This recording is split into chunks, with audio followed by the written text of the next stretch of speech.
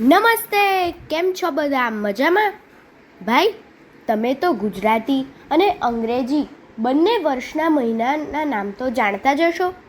તો ચાલો રે, આજે આપણે અંગ્રેજી મહિનાના નામ જાણીએ.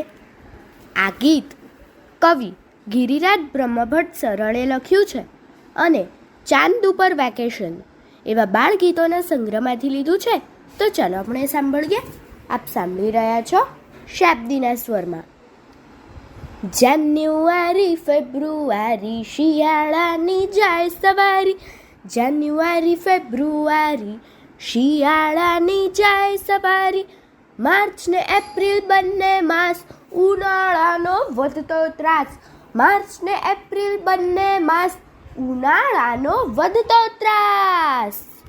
મે જૂન મહિના ઉના બહુ ત્રાહીમામ પોકારે સૌ, મે જૂન મહિના ઉના બહુ ત્રાહીમામ પોકારે સૌ, જુલાઈ ઓગસ્ટથી રાહત થાય વરસાદમાં સૌ પ્રેમે નાય, જુલાઈ ઓગસ્ટથી રાહત થાય વરસાદમાં સૌ પ્રેમે નાય.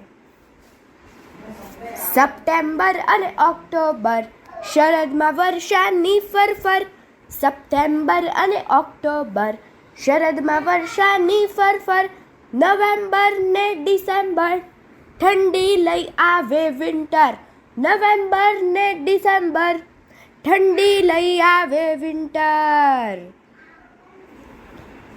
થાય મહિના પૂરા 12 365 દિવસ પસાર, થાય મહિના પૂરા 12 365 દિવસ પસાર.